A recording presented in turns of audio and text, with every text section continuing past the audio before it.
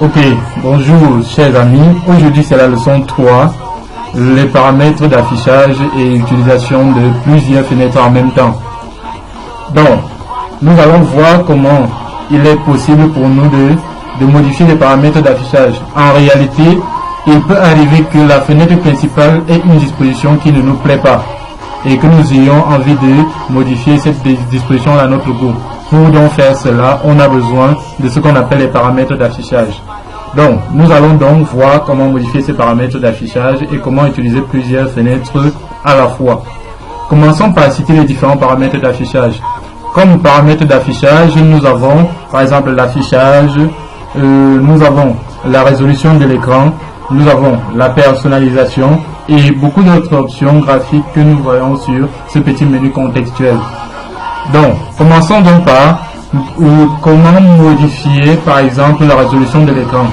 Donc, pour modifier la résolution de l'écran, il suffit de faire un clic droit sur un espace vide de la fenêtre principale et choisir l'option résolution d'écran sur le menu contextuel qui apparaît. Donc, une fois qu'on choisit résolution de l'écran, on a une fenêtre qui apparaît, nous donnons la possibilité de choisir notre résolution d'écran. Et on voit là l'option résolution, on voit là l'orientation, on voit là affichage.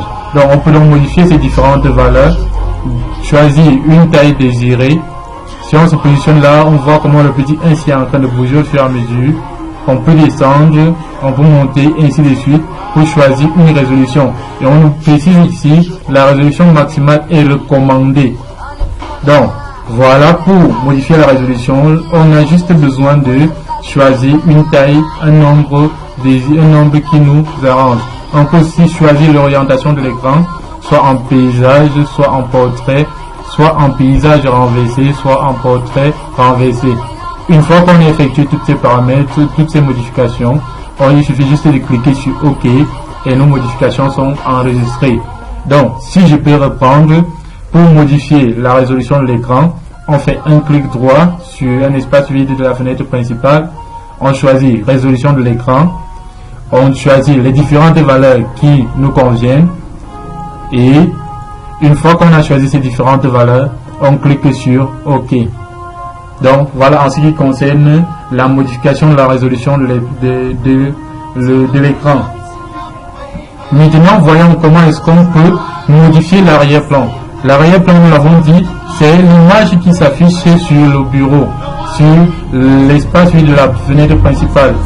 Donc, ici, l'arrière-plan, c'est cette colline avec un soleil à l'horizon et des blocs de glace. Comment est-ce qu'on peut donc modifier cet arrière-plan? Donc, la procédure est presque la même. Il suffit de faire un clic droit sur l'espace vide, choisir personnaliser.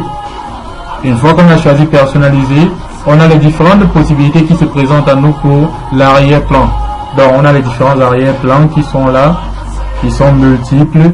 Il suffit pour nous de choisir l'un d'entre eux, un de ces thèmes. Par exemple, choisissons, prenons ce thème-ci, ce thème simple.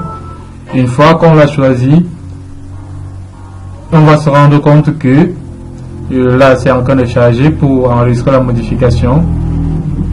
Donc, une fois qu'on a choisi, on se rend compte que effectivement le thème aura changé. Dès que la modification aura été effectuée, le thème aura changé, l'arrière-plan aura bien évidemment changé.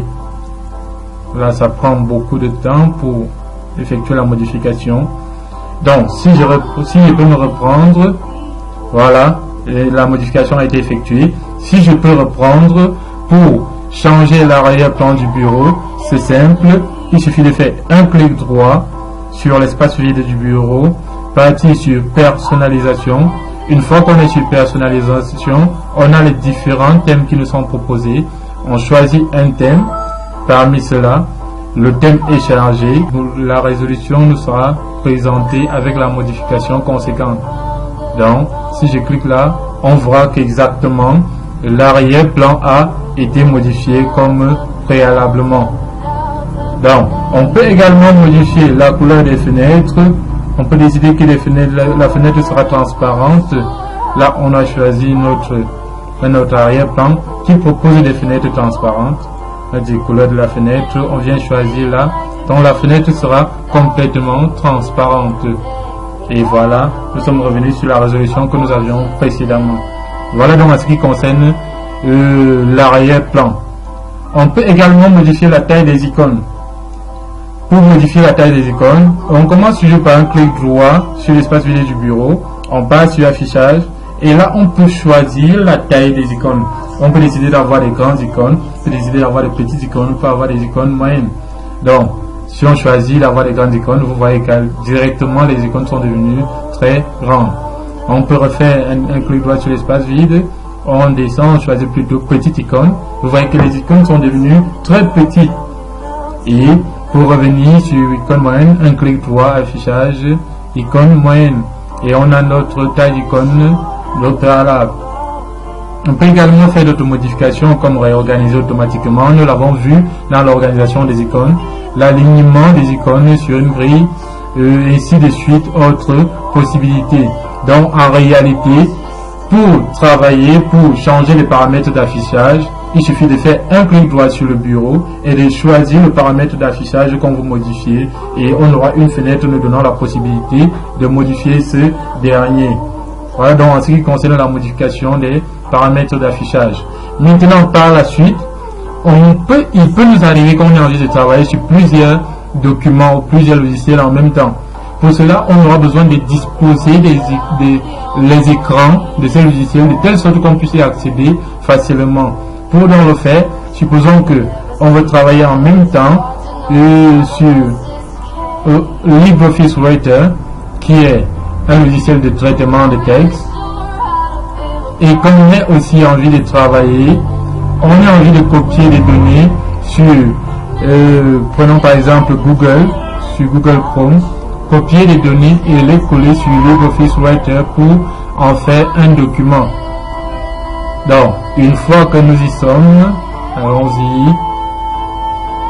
Une fois que nous y sommes, il suffit donc pour nous de disposer les différents écrans de telle sorte que on puisse travailler simultanément sur elle. Voici LibreOffice Writer qui est là. On dispose de ce côté et on dispose Mozilla Firefox de l'autre côté de l'écran. Et là, on peut travailler simultanément sur les deux. Donc, maintenant, si par exemple on veut faire une copie, il suffit juste de copier de ce côté et d'aller coller de l'autre côté. Donc, il suffit juste de coller. Et vous voyez, on accède très facilement à un écran comme à l'autre. Donc voilà ce qui concerne l'utilisation simultanée de plusieurs écrans. Utiliser plusieurs écrans en même temps. Donc c'était donc tout pour la leçon. Pour la leçon 3. Donc si on peut vous poser quelques questions comme petit exercice, on va dire question 1. Décrire le processus permettant de changer la résolution de l'écran. Décrire le processus permettant de changer la résolution de l'écran. Question 2. Décrire le processus permettant de modifier l'arrière-plan du bureau. Question 3. Donner les étapes à suivre pour changer la taille des icônes. Donc, je reprends. Question 1. Décrire le processus permettant de changer la résolution de l'écran. Question 2. Décrire le processus permettant de changer l'arrière-plan du bureau. Et troisième question, donner les étapes à suivre pour modifier la taille des icônes. Donc, c'était tout pour cette leçon.